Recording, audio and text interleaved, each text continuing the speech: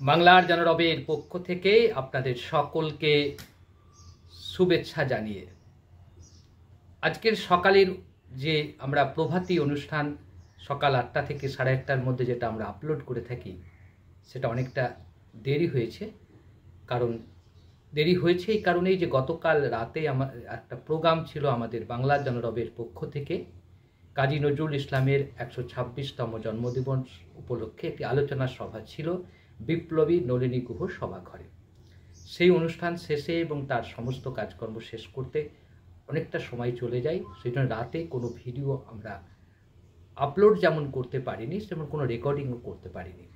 সকালে রেকর্ড করার পর আপনাদের সামনে এই ভিডিও তুলে আনা হচ্ছে। আজকে কালীগঞ্জ বিধানসভার উপনির্বাচনের ফলাফল প্রকাশিত হবে, সেটা নিয়ে আমরা রাতের দিকে কোনো একটা ভিডিও করব বলে আশা করছি এবং তার ফলাফলের বিশ্লেষণ করে এখন যেটা করব যে এখন আমরা যে বিষয়টি নিয়ে আলোচনা করব যে বিগত প্রায়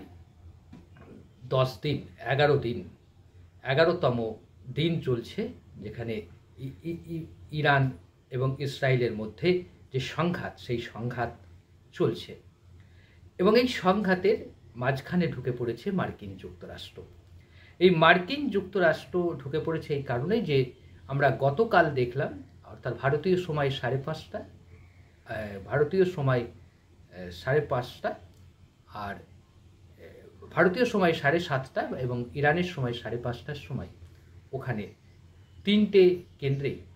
তিনটে পরমাণু কেন্দ্র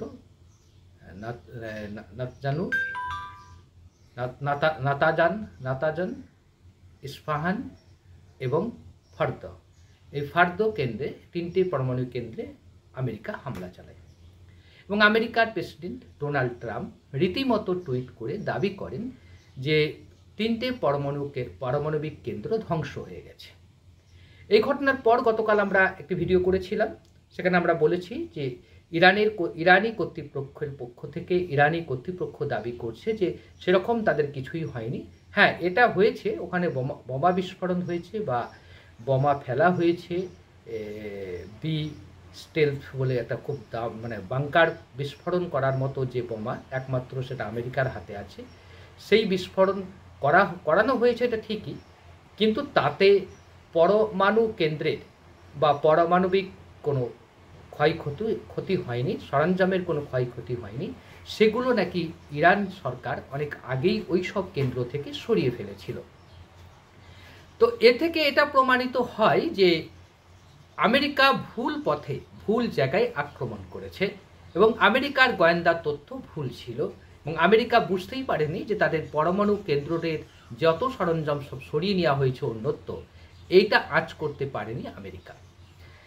যদি ইরানের দাবি সত্যি হয়, এবং ইরানের দাবি সত্যতা এজন্যই আমরা বলছি সত্যতা আছে কারণ আন্তর্জাতিক যে পরমাণু যারা গবেষণা কেন্দ্রগুলো আছে বা তেজস্ক্রিয় যে যারা নিয়ন্ত্রণ করে তাদের পক্ষ থেকে ইন্টারন্যাশনাল অ্যাটমিক এনার্জি বলে যে এটা রয়েছে কমিটি আছে, তারা ঘোষণা করে দিয়েছে যে ইরানের যে 3টি পারমাণবিক কেন্দ্রে যে বিস্ফোরণ করা হয়েছে সেই বিস্ফোরণের তেজস্ক্রিয়া কোনো জায়গায় ছড়িয়ে পড়েনি।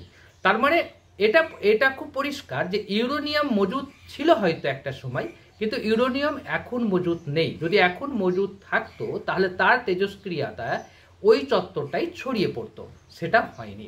এটা ইন্টারন্যাশনাল অ্যাটমিক এনার্জি বলছে, আমাদের কথা নয়। তার ফলে আমরা এটা পরিষ্কারভাবে বুঝতে পারছি যে আমেরিকা ভুল পথে আক্রমণ করেছে, ভুল জায়গায় আক্রমণ করেছে। আমেরিকার এই আক্রমণের পরে যেটা হয়েছে, আমেরিকার আক্রমণের পরে যা হয়েছে সেটা খুবই সংকটজনক অবস্থায় পড়েছে ডোনাল্ড ট্রাম্প। কারণ রাত্রি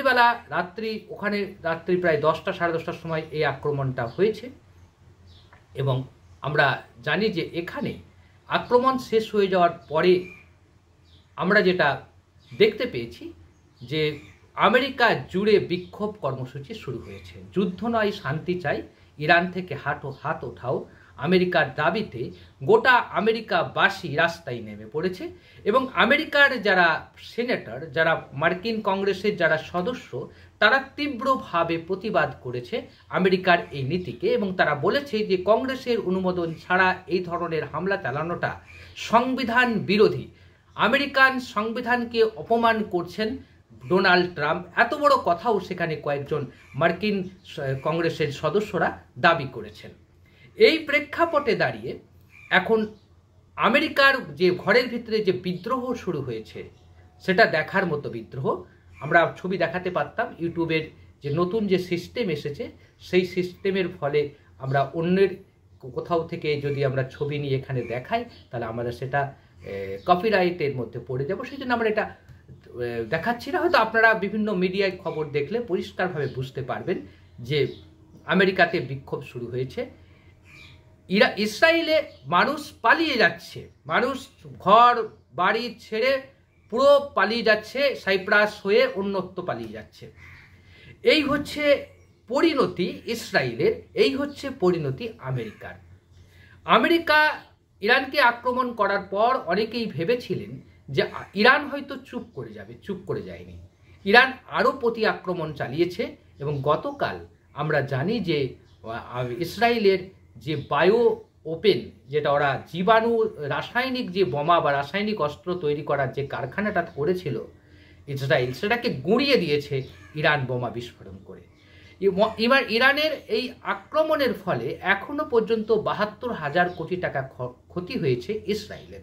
আমি বলছি না ইরানে হয়নি, তাই ইরানেরও ক্ষতি হচ্ছে, কিন্তু ইরানের যে ওয়েপন, ইরানের যে অস্ত্র তৈরি হচ্ছে সেটা দেশীয় প্রযুক্তিতে তৈরি হচ্ছে, তাদের কাছে অতটা গায়ে লাগছে না, তারা এটা তৈরি করে রেখেছিল।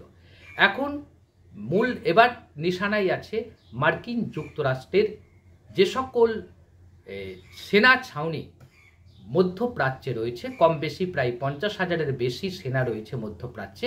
তার মধ্যে সবচেয়ে বেশি সেনা রয়েছে সৌদি আরবে, তারপরে রয়েছে কুয়েতে, তারপরে রয়েছে দুবাইয়ে, এবং কাতার রয়েছে, ইরাকে রয়েছে ২০০০ সেনা, বাহারিনের মতো জায়গায় যে নৌসেনা রয়েছে সেখানেও রয়েছে। এবং সমস্ত প্রযুক্তিগতভাবে ইরান বাহারিন আক্রমণ করতে চলেছে কয়েকদিনের মধ্যে। মানে মার্কিন যুক্তরাষ্ট্রে যে রণতরী আছে তার উপরে যুদ্ধ, তার উপরে বোমা ফেলতে পারে ইরান। গতকালই ইরানের যে মজলিসে শুরা, অর্থাৎ আমাদের যেটা পার্লামেন্ট বলি, আমরা সংসদ বলি, সেই সংসদের অধিবেশন বিশেষভাবে ডাকা হয়েছিল।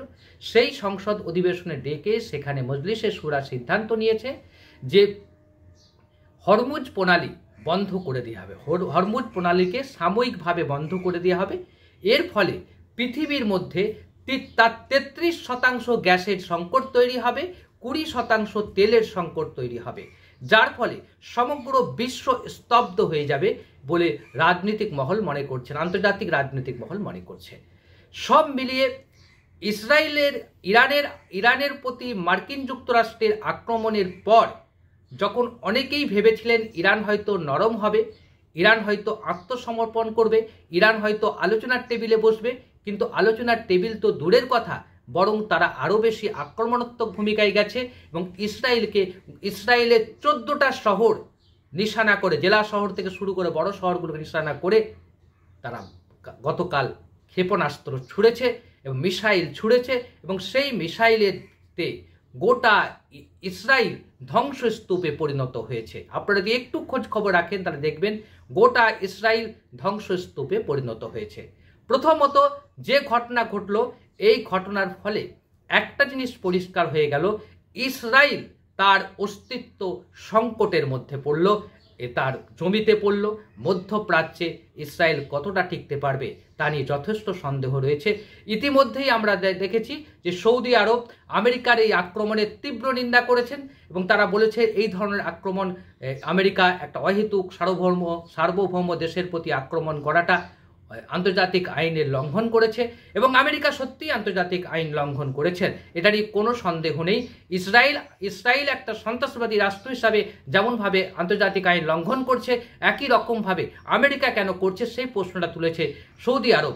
একই সঙ্গে আমরা শুনতে পাচ্ছি ইতিমধ্যেই তুরস্কের রাষ্ট্রপতি তিনি আবার আমাদের ইরানকে তিনি অস্ত্রশস্ত্র সাহায্য করবেন বলে জানা গেছে। চীন, রাশিয়া, ইরান এবং তুরস্ক, আরেকটা উত্তর কোরিয়া, এই যে চতুর্মুখী বা পঞ্চমুখী শক্তি এক হতে চলেছে, তার ফলে মধ্যপ্রাচ্য কিন্তু আরও বেশি অগ্নিগর্ভ পরিস্থিতি হবে, যে কথাটা গতকাল এর রাষ্ট্রসংঘের মহাসচিব গুতেরাস বলেছেন যে এই এই এই পরিস্থিতিতে গোটা বিশ্ব জুড়ে একটা মানে আশঙ্কা তৈরি হচ্ছে, যুদ্ধের আশঙ্কা তৈরি হচ্ছে, এবং সেই যুদ্ধের পরিণতি কি হতে পারে সেটা খুব মারাত্মক হতে পারে বলে তিনি আশঙ্কা করেছেন।